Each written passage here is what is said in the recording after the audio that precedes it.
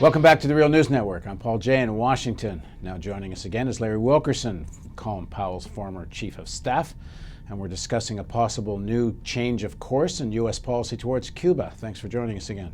Thanks for having me. One of the outstanding issues has been the Cuban Five, and these are five guys that were essentially, if I understand it correctly, working for the Cuban intelligence network that infiltrated Cuban exile groups in Miami who were planning terrorist activities against Cuba. And anyone that follows this knows there's quite a history of terrorist attacks on Cuba planned in Florida. He still lives in Miami, as far as I know. So what do you make of this case of the Cuban Five? I think it was a egregious breach of justice in our country. I'm not saying that they weren't guilty of doing things that by the letter of the law are prohibited and require fairly stringent sentences when they're convicted.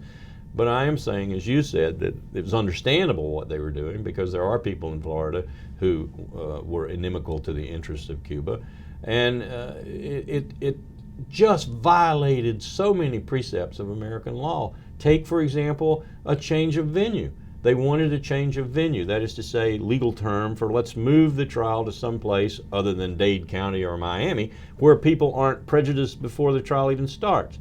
No, they didn't get that. They tried them in Miami. They tried them with people who were prejudiced from the start.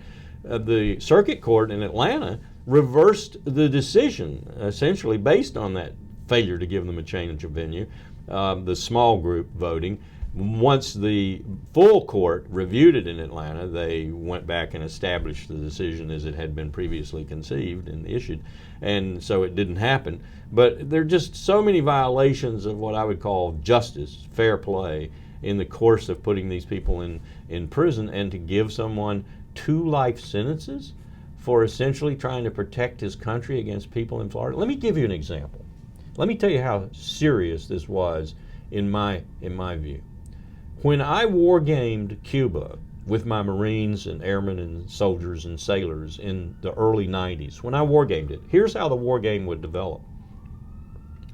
We would be working with the Florida State Police, the Coast Guard, the Navy, local police forces, and we would be cordoning off the state of Florida from roughly up around Tampa and Orlando, that area in there, down, in order to keep Cuban Americans from going to Cuba and taking machine guns and dynamite and C4 and other things in a flotilla of about 600 surface craft to try and take over the government. Now the scenario here was that Fidel Castro would be dying, the Havana government would be in chaos, and what are you going to do? Then the war game develops. Well, what do? We cordon off Florida to keep Americans from violating the Neutrality Act and attacking Cuba. That's how the war game would develop, because that's the intelligence we had. We knew they had munitions in southern Florida. We knew they had munitions elsewhere. You may have read recently where the FBI discovered a whole cache of munitions in southern Florida, including dynamite, machine guns, small arms, grenades, all sorts of things.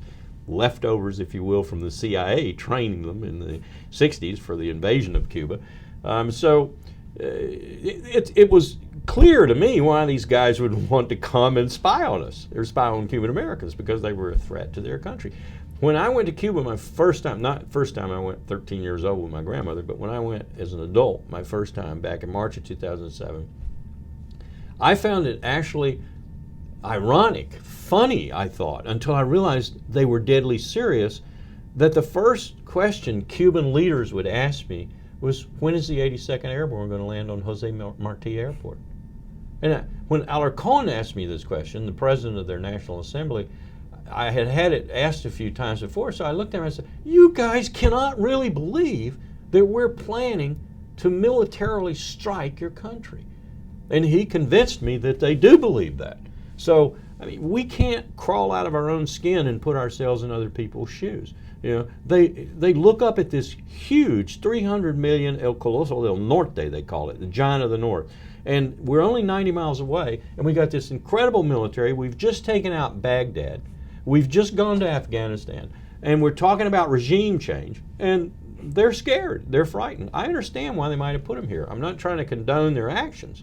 But the French have people here too, and the Chinese have people here too, and they're a lot more of a threat to us, French commercially, and the Chinese security-wise in general. We know the Israelis are spying the everywhere. Israelis spy on us all the time. Yeah. So, And the other piece of the hypocrisy is it was just announced a couple of days ago that General Petraeus is expanding special ops operations all over the Middle East and any country that we think is a terrorist threat. Yeah. So as long as you can put the terrorist threat on it, it's okay to send people inside other people's borders and spy on them, which is exactly what they've accused the Cuban Five of. And this is another egregious thing too. They're on the state sponsors of terrorism list, and Cuba hasn't sponsored a terrorist act in 20 plus years.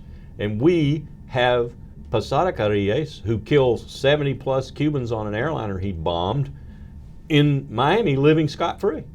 Thanks for joining us. Surely. Thank you for joining us on the Real News Network.